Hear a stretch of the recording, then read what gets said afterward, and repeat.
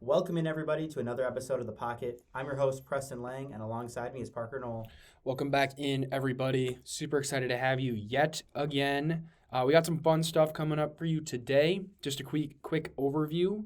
We'll start off with some news. Then we're going to go into a first-round rookie mock draft. The way that we're going to draft this is obviously granted that the rookies have not been, drafted. So obviously these things are going to change over the next few weeks. And then once we're done with the mock draft, we're going to evaluate our picks based on the NFL mock draft that just dropped a few hours ago.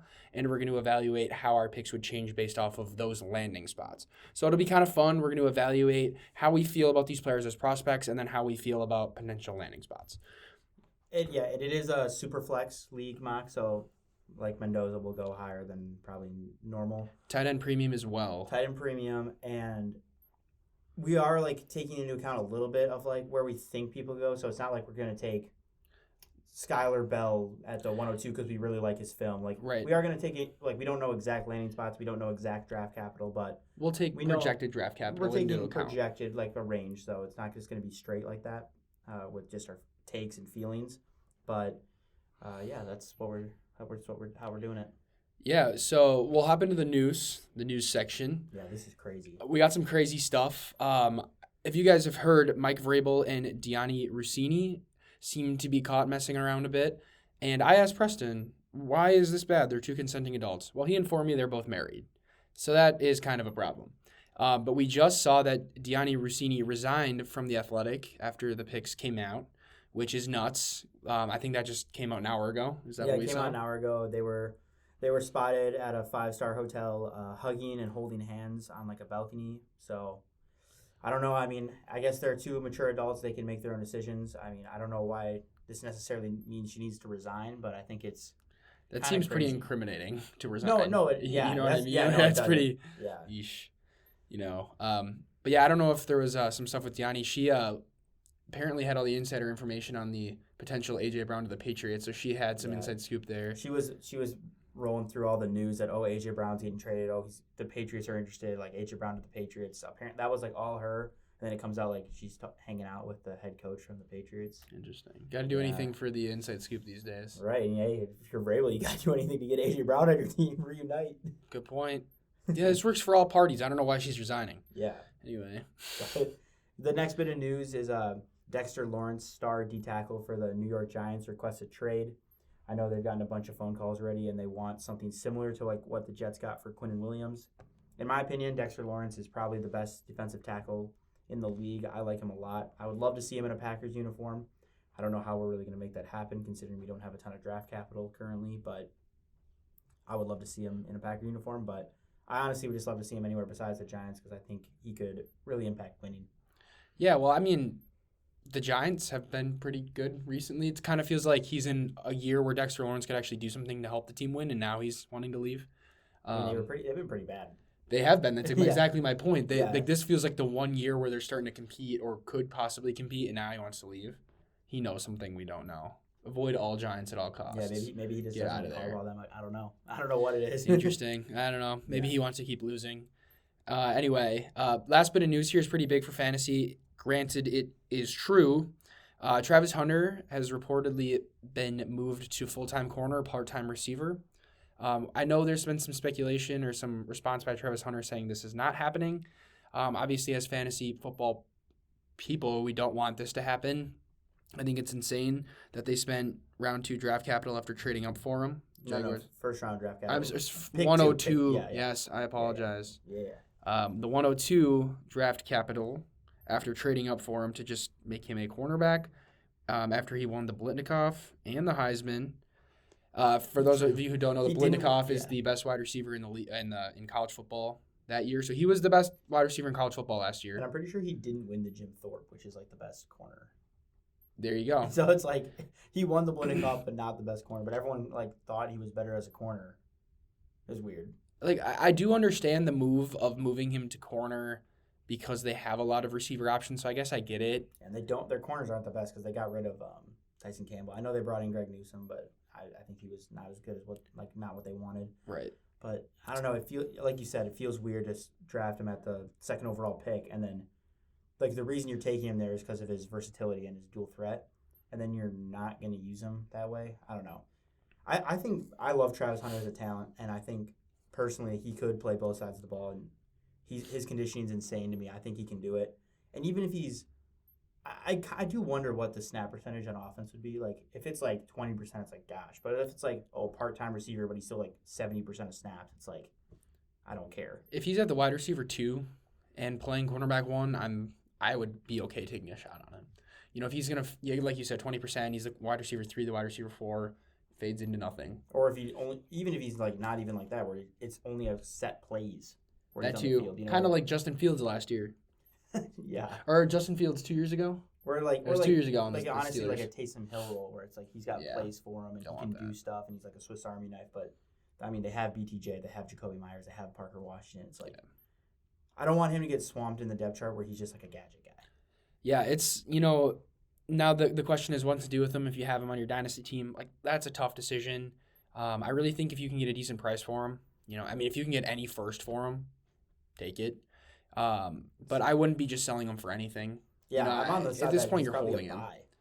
Just because If you can buy him for cheap, absolutely. Yeah, because I think people are terrified, right? Like I mean, you could have a fantasy player on your team that literally isn't playing offense, so it's like totally useless to you. And from like a value standpoint, if he does play receiver, he's so talented. Like the value increase could be huge for you. Like you could trade, like if you're trading like a mid-second this year, like I'd way rather have Travis Hunter. 100%. Like on just the chance that he could like, I mean, if he does he was drafted number 2, he could jump in value to like he's going like 9th, 10th round right now. He could jump to like the 5th. I can see that. So yeah, if you can get a I'd good be price. buying if you could get a good price. For sure. All right, let's move into the mock draft. The way we're going to do this mock draft is Preston and I are going to alternate picks. So it's not like we're going to have one team. We're just going to do the first 12 picks. So each team gets one player. We're going to determine the first overall pick by a coin flip. I have one pulled up on my computer here. Preston, call it in the air. Tails. It's tails. Bang. First Preston overall pick. gets Easy. the first overall pick. I get the chalk pick.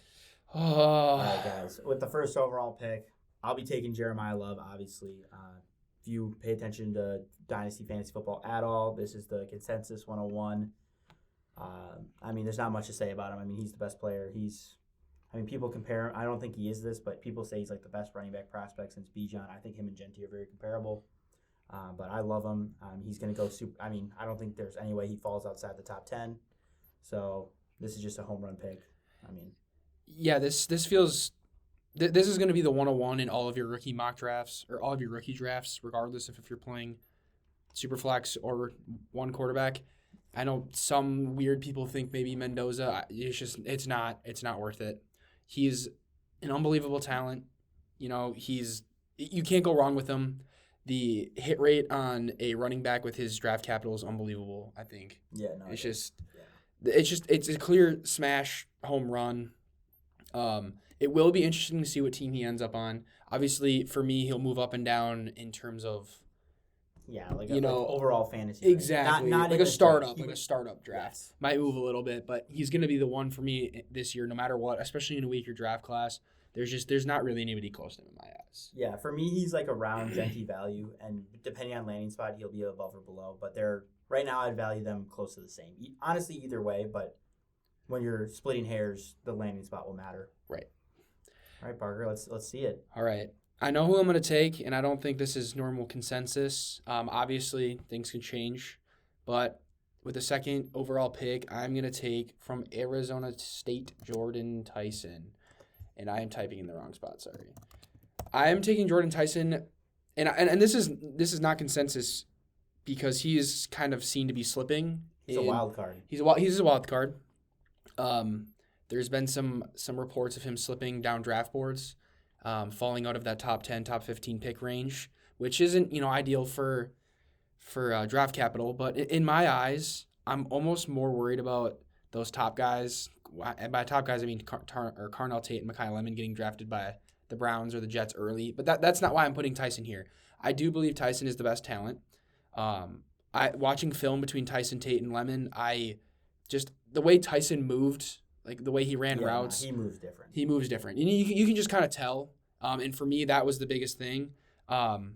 Yes, he dealt with injuries this year, but he had a huge year in 2024, 12 games, 75 receptions, 1,100 yards, 10 receiving touchdowns. I mean, an excellent season, and I think that he is going to slip in value because of injuries this year, and that if he hadn't gotten injured this year, he would be the clear wide receiver one this class.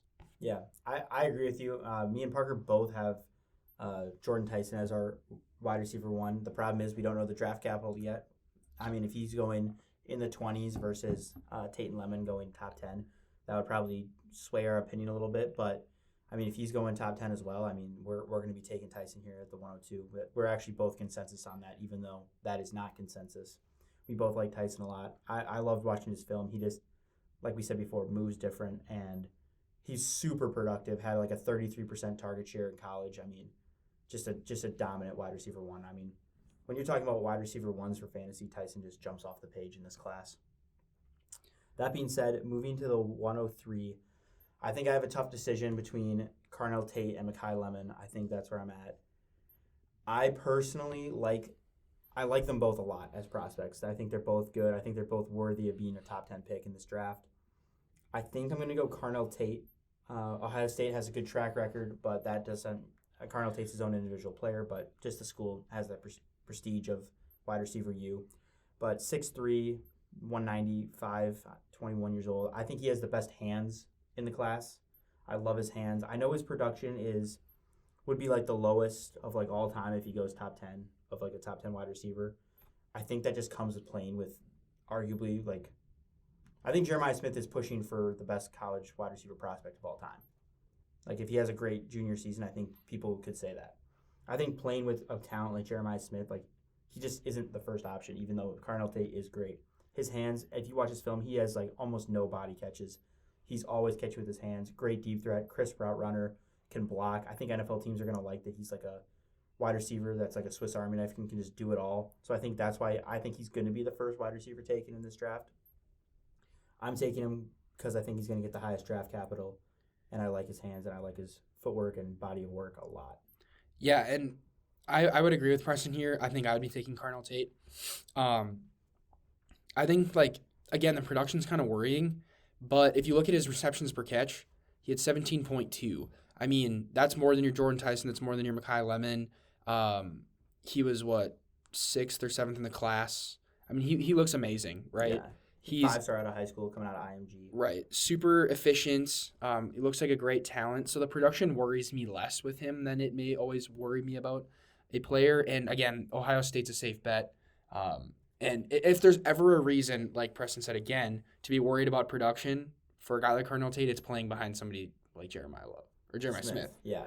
I think, too, like, some people can't get it out of their head. They're like, oh, he profiles as a wide receiver, too, in the NFL. Like, he's a wide receiver, too. Like, he's going to be like Smitty or T or like a elite wide receiver too in the NFL.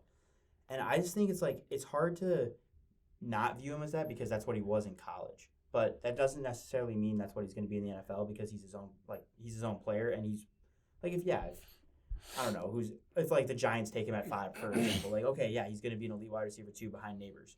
But I mean, he could be a wide receiver 1 on a plethora of teams in my opinion. And I just think the whole narrative that his ceiling is a wide receiver 2. I don't think that's true.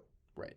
Especially if you're playing behind a stud. If he was, the wide receiver 2 behind a guy like Jordyn Tyson, who we think's a better talent, but it's close, and he wasn't able to emerge himself over Tyson, that's more telling than a guy like Jeremiah Smith. Yeah. I just think Jeremiah Smith is just so different. It's just, yeah, exactly. All right, the fourth pick, my second pick, is pretty obvious to me. It's going to be Mekhi Lemon. Again, this year, 79 receptions, 1,156 yards, 11 receiving touchdowns. Looked great. I mean, what are his intangibles? He's tall. Or he's only 5'11". I apologize. He's 5'11". But, that's within the range of receivers, 195. He's 21. USC has developed a few decent receivers as of late. That's Amon-Ra, and I believe Drake London's also USC. Yeah, no, USC's got a good lineage. And, I mean, he did win the Blinicoff. So. He did. So, Mekhi Lemon, again, a great prospect. Very close to me for Tyson and Tate. So I'm not mad about getting him here. And again, I love all 3 of these receivers, and the biggest separator for me is going to be landing spot and draft capital. I mean, that's what's going to be. But at 4, I'm happy taking Lemon. Yeah, I love Lemon. Like I said, with these big three receivers, you're splitting hairs. I know we took Tyson at 2, and he has the most question marks, and people are the most worried about him. It's just a personal opinion of where we view his talent. I mean, the NFL could tell us otherwise, but I'm pretty confident Lemon's going to be a top 16 pick. I'm going to say 16 because the Jets are at 16, but Right. and they won't let him slip. So pretty confident he's going to be a top 16 pick. So he's going to get the draft capital and hopefully produce a lot for fantasy. I mean, he's the type of receiver that could really be special for fantasy. And now it gets harder because I feel like the top 4 are almost chalk. I mean, you can take the wide receiver, those big 3 wide receivers in any range, and then it kind of gets to the 105 where you get a little, who should I take? If I was gonna go receiver, I mean, I don't think I. No, just pick who you're gonna pick. You got this. Okay. Yeah. Fine, I'm going Mendoza. I like it. That's what I would have done. I think Mendoza is the safe option here. I think he's gonna go at first overall pick to Clint Kubiak offense. He's got Brock Bowers, got Genty. They bolstered the O-line with Linderbaum. They got Jax Powers-Johnson, Colton Miller. I think it's a good scenario for a first overall pick. Not it's like great. Not like the Bears for Caleb Williams, but I think it's a good first overall pick scenario. He's going to have weapons. I think they probably draft a wide receiver on day 2 in rounds 2 or 3, and that'll be an early pick. I mean, he's a national champion. Under Kurt Cinetti, was an absolute beast. I mean, he's throwing to Omar Cooper and Elijah Surratt, who are both going to go in the first 3 rounds of the NFL draft. And it's just, I think he's like, when you're talking about value sustained, I think Fernando Mendoza for till next year is going to sustain like the 105 value in this class, where he's just safe. He's just going to continue on that trajectory. Like, even if he has a rough rookie year, like, I mean, look at like Cam Ward. He had like a rough rookie year. He's the 101. People still love. I'm still in on Cam Ward. I like Cam Ward. So I think getting Mendoza here, and Mendoza could be better than Cam Ward. We don't know. I mean, better scenario for the Titans for sure. So I think Mendoza is just a safe pick. I think the one thing to think about with Mendoza here is the addition of Kirk Cousins. Are they going to go the route of sitting Mendoza and allowing him to develop behind Kirk Cousins? Now, I actually kind of like that. I do feel like a lot of early draft picks get that Cam Ward treatment where they're out in a terrible situation gunslinging and they look horrible and they struggle to develop because they have to play where they can't take their time to develop. So I wouldn't mind seeing Kirk play some games this year, even if it's the half the season, 2/3, 3/4. I still like the value of Mendoza here, especially if you're a team that's not necessarily competing this year, or if this is like your third quarterback. I feel like if you're drafting Mendoza at the 105, you don't need, he's not imperative to play. Like if you're drafting him 101 in a rookie mock, like you kind of want that guy to play. I think especially in this class, you're getting good value here. I love the situation this year and how it's developed. And again, like Preston said, a receiver coming to this team in this draft class. I love that, right? I mean, throwing to Brock Bowers, having Genty, upgrade offensive line, Clint Kubiak. I mean, all of those things. They're just pluses. And all they had was Genty last year and half of Bowers because he was hurt. Yeah. It feels good. New head coach, new quarterback. I love it. Yeah, I think you should. Yeah, just to continue. I think you, like Parker said, is right. I personally think Kirk Cousins is going to start probably at least 3 to 4 games at least. And then Mendoza might take over. But we've seen guys like Drake May. Jackson Dart did it too. Where they rest. And then Drake May was second in MVP voting in one of the tightest races in a long time. So I think Mendoza sitting, like, yes, you want him to play. But if you're at the 105 and you haven't traded the pick, like, you're a bottom half team anyway. Like, you can probably wait on Mendoza. Exactly. Cool. My next pick, the 6th overall pick, was kind of tough for me. I was doing some thinking. But I know I'm going to take here. And I'm going to take the wide receiver out of Washington, Denzel Boston. Ooh. I know. I like it. Now, I do think this pick could change. I think this is like especially where the picks start changing with draft capital. The top 5 for me are going to be the top 5 almost for sure. But the order might switch with those receivers. Or if a running back gets first round or something. Well, if a running, but they wouldn't elevate. Like, yeah. Like, I think that, for me, the top 5 is really safe, where I think those 5 are going to go for the first 5, but the order might switch. And maybe somebody squeaks into 5. It's possible. Yeah. But I think 6 and beyond is when things get nuts. But I really like Boston. I really liked his film. He's 6'4", 210. Like, that's a beautiful body for a wide receiver. He played 12 games this year, 62 receptions, 881 yards, 11 touchdowns. I mean, he didn't have the 1,000-yard receiving season, But his receiving yards per catch was, let's see. Oh my gosh, where'd he go? He's disappeared. He still had over 14 yards per catch, which I like. That's very productive. And again, I just really liked his film. I do think he's going to slip a little bit based on his combine. I know there was some weird stuff. He didn't have the best performance. Right. He was fine. But I do, again, I like him. I like his size. I like his ability. And again, just watching film, I liked how he played. So I think there's a lot of receivers kind of very similar to me. Obviously Casey's up there and people have him above Boston. Amar Cooper is rising. Surratt is rising. I think there's a lot in the same area. So again, draft capital and landing spot are going to be huge. But right now as a prospect, I like Denzel Boston the most of those receivers. Yeah, I like Boston. Some people like see Boston like, oh, he's only a jump ball receiver. I don't like the guys who just are bigger and stronger than at the college level and they come to the NFL level and all of a sudden you're not like the big dog on campus. Boston, in my opinion, is more than that. He was in the kick return game, which is really rare for a guy like his size to be a part of. He actually ran a ton of routes like underneath and comeback routes. So he has like a better route tree than just like, oh, I'm just going to throw a bunch of fade balls to you and that's like who you are. Like you're just bigger and stronger than everybody. But so, I mean, if he gets really good draft capital, especially like anywhere in the first round, I think he could warrant going this high depending on landing spot. For me at 7, I think I'm going to go KC Concepcion out of A&M. I like KC a lot. Super early breakout age, which is like really important. 18.8 breakout age, which is great. All these receivers in this class have a very late breakout age, which normally you want to see sub 20 on the breakout age, but KC's got the youngest breakout age in his class, was at NC State. Very good. Also has the return man factor that Denzel Boston has, where he brought a couple of those to the house. Good production, 919 yards and 9 touchdowns and 61 catches. I know he has a drop problem. People do say like drops don't stick year to year. He did have like 19 drops in college, which is a lot. So that might affect his draft capital. Who knows? Drops aren't sticky until they are, So it's like it's hard. It's a fine line whether you care about drops or not. I mean, depending on who you are, maybe you do, maybe you don't. But I like Casey a lot. I think he could fit into like a Zay Flowers type role. And at the 107 here, I'm really happy with getting like a guy like Zay Flowers. So if he's Zay Flowers, I'd be really happy. So that's kind of how I view him. Yeah, I think he was very close between him and Boston for me. I liked his film as well. And like you said, he's very good in space. I remember watching his film, and he was awesome in space. And that showed by his performance as a kick returner as well. I think he can translate well. I think those guys you can see he moves a little differently as well. Like he's able to turn a screenplay into 15 yards just because he finds space, Yeah. And you can just tell when those prospects kicking into gear, like that's different. And he had plays that looked like that. And I like his upside.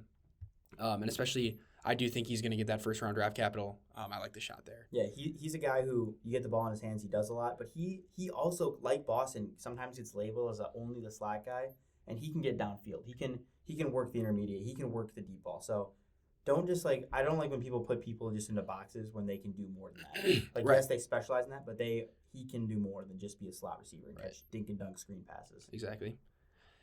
My next pick, this is tough. I was debating it for a bit. And the tight end premium makes things interesting. Oh, boy. I'm actually going to go and take a shot. Okay, I'll stick with what I was initially going to say. I'm going to go with Kenyon Sadiq. I struggled a lot with a different player that I'm sure Preston will take at 9.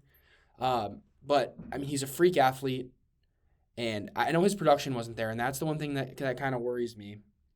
But the way that rookie tight ends have been recently, I love taking a shot on one this year. We have 2 freaks, so to get one is nice. And I think he's got a potential of he's going to get amazing draft capital, and he has the potential to go to a team like Kansas City. I love that upside there. Again, just a freak athlete tight end, and those tight ends are just kind of like who are performing these days. Like they're all freaks. Trey McBride's a freak. But a different kind of freak almost. Like you either have like the big bruising or like, the Kyle Pitts level athlete. And we're finally seeing Kyle Pitts come out of it, who was like the one reason maybe I was like, I don't know, maybe these freak tight ends don't always make it like Kyle Pitts, but he's coming out of it even. Yeah. So Yeah, I don't know. I like Sadiq. I like his athleticism. I'm going to take that shot at the 108 all the time, especially in a tight end premium. Yeah, I think this is the spot to take him. I was debating honestly between him and KC at 7. I think this is like lower than consensus. I see Sadiq at like the 106, 107 range all the time. I think I agree with you. I think I'm a little lower just because the production scares me, and we're on like this rookie tight end hype train with like And that's fair. Laporta, Bowers, and then this year with Loveland, Fannin, Warren. And it's just like, how long is this hype train going to go where these rookie tight ends? I mean, it is a trend, so he could be amazing. But Kenyon Sadiq is like, he just lacks the production of what those other guys I named had in college. But he has like the best athletic profile, so it's like give and take.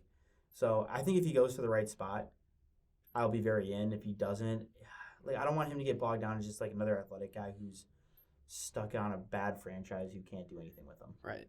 But he can block too, so he'll get on the field. I think for me, Kyle Pitts, like I said before, is just it did take Kyle Pitts a while to get there. And if Kenyon Sadiq is just this athletic freak who didn't really produce as much in college, I'm a little worried that he could take a similar career path. And so there's a little bit of worries here, but at the 108, I'm happy taking him. Again, Preston, you want to kick us off with the 109 here? Yeah, I'm going to take, because I have these receivers broken down in tiers, I'm going to take Omar Cooper. I think this is like a slide for him at this point. I mean, not really, but I think he could fall to this pick, but I think he'll go higher. He's like the hotness right now in Dynasty Fantasy Football. I was like really in on Omar Cooper like early on. I still am in, but he's like risen to a point where it seems aggressive. People like him a lot because he's like a Swiss Army knife and can do a lot. Blocks well, runs the comeback, runs an out route really good, gets a lot of screen game, has a good contested catch. Not as good as his teammate Elijah Sarap, but can do it. Like he can just do a lot, and it's gotten to the point where I've seen him going at like 16 to the Jets, which just seems high. He was like a second, third round guy at the end of the season, and all of a sudden now he's like a mid-first guy. It just seems a little high. I was like happy when he was like in the tier below as like the top guy, but now he's like not even a secret. Like now taking Omar Cooper above Denzel Boston and Concepcion is like people are doing it. It's the trend. It's like the common thing nowadays where he goes at like 106, 107. So I like Cooper a lot. I just think his price, he's like inflated to a point where it's like almost too high for me. Like it's not too high, but it's like feathering the line. Yeah, I feel like the trend that we've seen with players rising after the season, I don't love the track record. Like Zach Wilson, I think about him. Like players like that just worry me. I don't know, players who just randomly appear in the first round after like I think Matthew Golden, like I feel like he just kind of appeared out of nowhere after the season ended. Like a good college playoff and all of a sudden. And that's it, right? And I just think that worries me a bit. Like if you're not going to think that in college, then all of a sudden the season's done. And what really changed that's causing everybody to freak out? It's a little high, but I like him at the 109. Like I like the shot on him. Again, he looked great. He had Mendoza throwing him the ball, and he produced well. His film looked good. So I like Cooper here. It also gets me nervous when he wasn't, like, he was objectively not the best receiver on his team. Like, Elijah Strat was the wide receiver 1 for the Indiana Hoosiers this year. They had very similar production. Like, they were kind of 1A, 1B. But he had 937 yards and 13 touchdowns on 69 receptions. And I know he had, like, a huge game against Indiana State, which is, like, just a team, like, you go beat up on. I know we had, like, a 4-touchdown, 200-yard game on Indiana State. So if not saying you can just take that away. You can't do that. But if you take that one game away, all of a sudden he's at like 700 yards. It's like, now you're getting to the point where there's no chance he's a first-round pick. And I know you can't take it away. But when you go beat up on Indiana State, like he's not going to be able to do that in the NFL. Like where there's no bad teams in the NFL. Like from the perspective, like they're all NFL caliber athletes.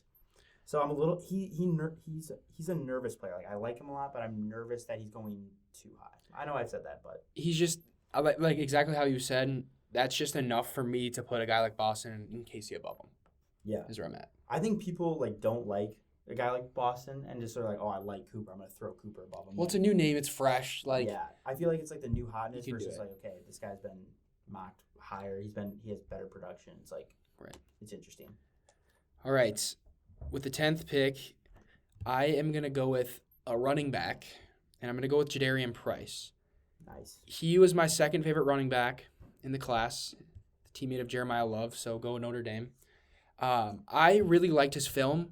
You know, he didn't have quite the production in terms of rushing yards, 674 rushing yards on the season, but he's playing behind a guy named Jeremiah Love, who, again, it's a similar vibe to me as Cardinal Tate with Jeremiah Smith. Leave it to the Jeremiahs, it seems like. But Jadarian Price did rush for 6 yards per carry, which is great. Like, that's excellent production. He still had 13 touchdowns, and his teammate Jeremiah Love had 21. So he was able to find the end zone plenty. His film looked awesome. He looked explosive. He just looked great. I just loved watching his highlights. He looks like somebody who was going to translate well into the NFL.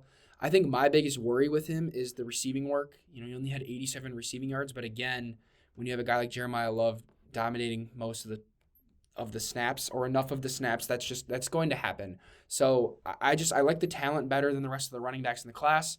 And if he sneaks his way into the end of the first round, into the early second round, and that he gets that kind of draft capital, which I suspect he could, I'm going to be all in on Jadarian Price at that point. So just with a mix of that draft capital and his explosiveness, that's why I have him here. Yeah, I know Peter Schrader had him at 32 to the Seahawks, which would be amazing. He'd probably be at the one. I would take him over Mendoza. I'd take him at the 105 if that happened.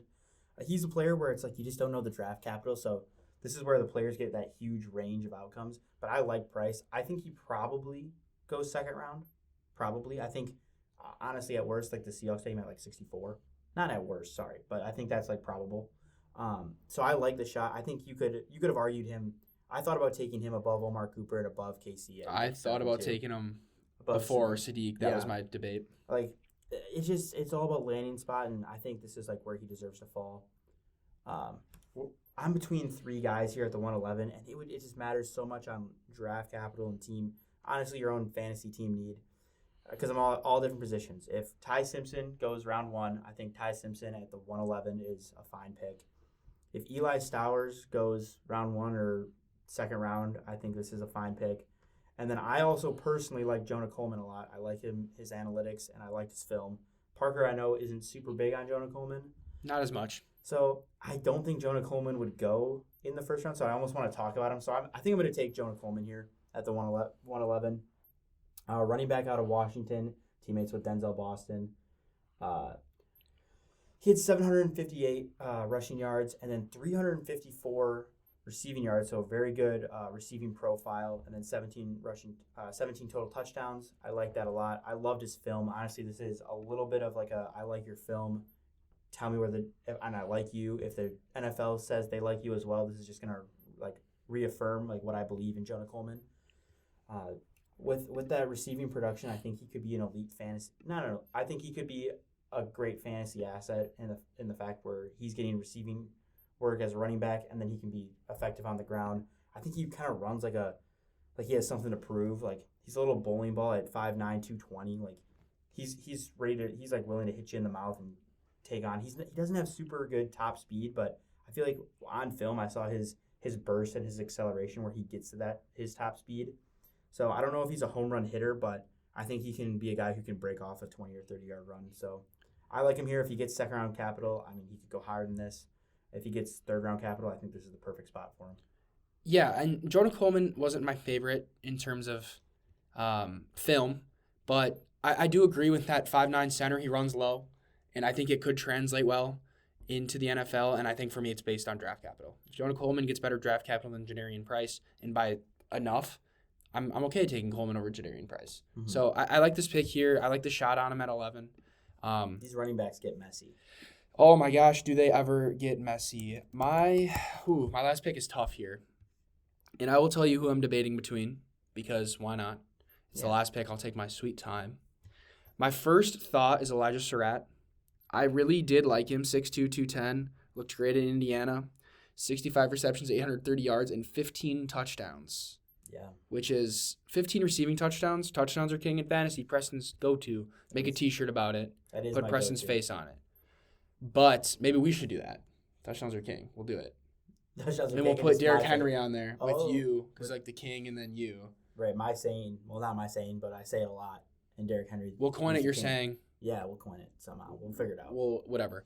Regardless, so that's big for me, and I think the draft capital here is what's worrying me about this pick. It's tough because Eli Stowers is there too, and I really like him. 735 receiving yards for a tight end in college. Love that. 4 touchdowns, solid. And his intangibles were nuts. I mean, he was a freak athlete. And then I really like Emmett Johnson here as well, which is hard. 251 carries, 1,451 rushing yards, I think 5.8 per carry. And he had 15 total touchdowns, 370 receiving yards. I mean, the receiving work from him, amazing. And I loved his film.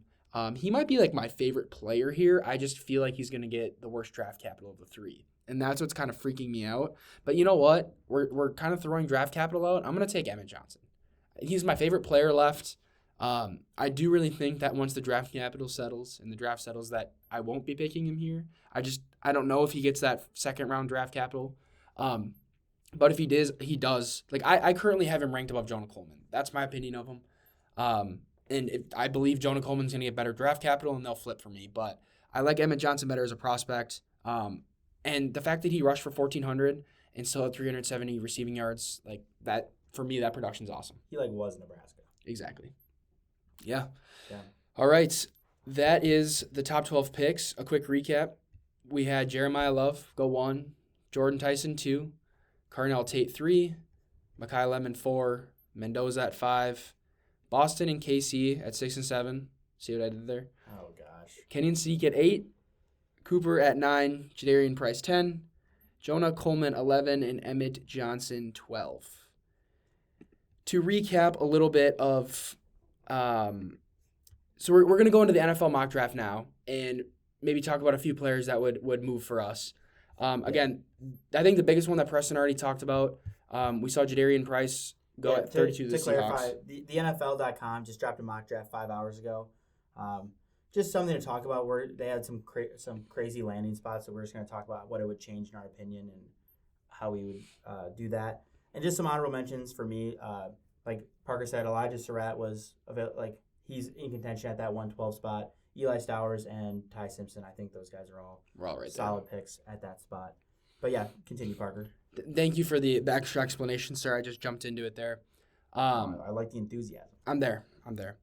Yeah, so Jadarian Price, for me, if he goes to the Seahawks at 32, like Preston said, he's skyrocketing. I think that's pretty normal. I take him at the 105. Right. I mean, the Seahawks are a run-heavy offense, and he's competing against Emmanuel Wilson and half of Zach Charbonnet. I love that situation. I love the draft capital. Again, I love him as a prospect. I would be so in on him incredibly a lot. Preston, do you want to give us another player that you think would move a ton for you? I mean, I don't think this would happen, but this would be crazy. Mm-hmm. Carnell Tate went number 2 overall to the Jets here. Jets are like Jets and the Browns. Me and Parker talked about this before we started recording. They're like franchises that we just want to stay away from. But if Carnell Tate goes number 2 overall, I can't deny the draft capital, and I would take him at the 102. For me, that's a little weird because we just watched Travis Hunter go 2 overall, and I'm worried about him now. Yeah, maybe it's a sour taste in my mouth. Maybe. I feel like you're worried about Travis Hunter because he's going to defense. Look, it's a different situation. I get that, but the 102 can be weird for fantasy, and that it's just a weird taste in my mouth. But I think the biggest thing for me with the Jets is just the franchise and the landing spot, much more than obviously the 102 is unbelievable draft capital for a receiver, but the Jets freak me out.